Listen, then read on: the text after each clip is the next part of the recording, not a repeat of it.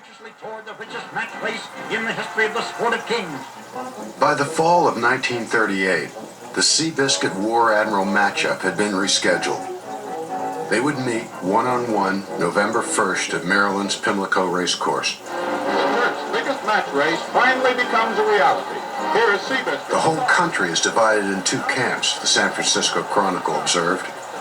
People who never saw a horse race in their lives are taking sides. The crowd makes War Admiral an odds-on favorite. George Wolfe had signed on to ride Seabiscuit, and for the first time in his career, he wasn't sure he would win. The night before the race, he'd even called Pollard for advice. His instructions had been simple, if highly unorthodox. Gun Seabiscuit at the start, he told Wolfe, and then let War Admiral catch up. Once a horse gives Seabiscuit the old look in the eye, Pollard said, he begins to run to parts unknown.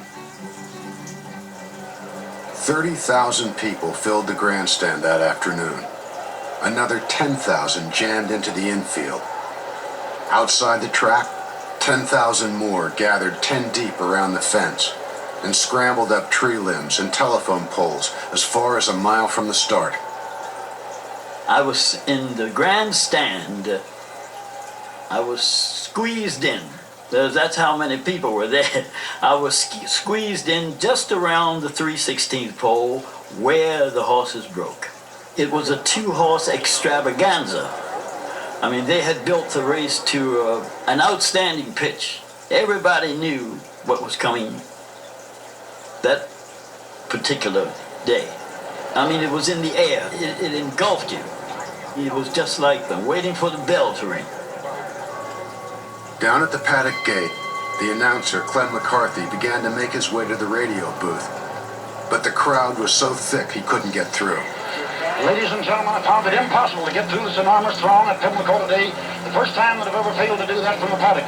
So he climbed up on the track's outer rail, down by the wire, and settled in to call the race from there. Across the country, 40 million listeners, 1 out of every 3 Americans, tuned into the broadcast. And they're off, and it's a goal. And Georgie Wolfe is at the whip on Seabiscuit to keep him up. And they're coming to me head and head. War Admiral on the inside. Wolfe is driving Seabiscuit, and Seabiscuit is outrunning him.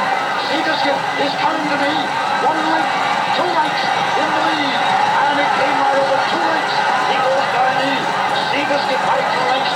War Admiral right on his heels. War Admiral is trailing him around the turn. Seabiscuit on the lead by 2 lengths. War Admiral is second to him, and Kurtzinger sitting still. Now War Admiral's trying to move to him. They're going into the backstretch.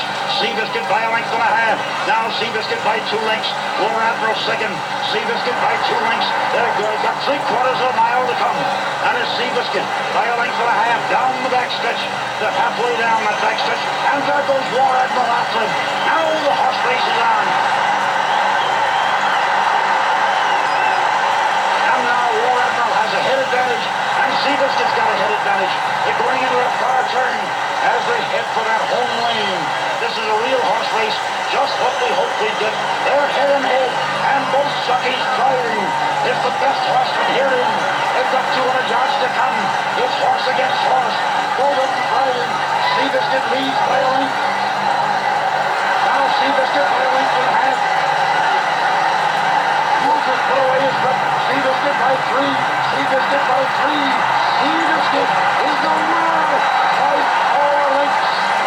And you never saw such a wild crowd. Seabiscuit the winner by 4 lengths. Trying to drown this crowd out here. They're roaring around me. Seabiscuit was the winner. Seabiscuit's final time blazed across the tote board. No horse in Pimlico's history had ever run the distance so fast. Speed of that kind, one turf scribe said, is what's known as kissing the boys goodbye. It's a hero's reception. Seabiscuit, undisputed king of thoroughbreds. He rewards his backers with $6.40 for each $2. And that's certainly worth a blanket of flowers. Seabiscuit did just what I thought he'd do, Pollard told a columnist the next day. He made a rear admiral out of War Admiral. When it came time, A few weeks later, for reporters to cast their ballots for Horse of the Year, there was no debate over which one deserved the honor. The Biscuit, sports writer Bill Corum wrote, turns out to be the kind that Mama used to make.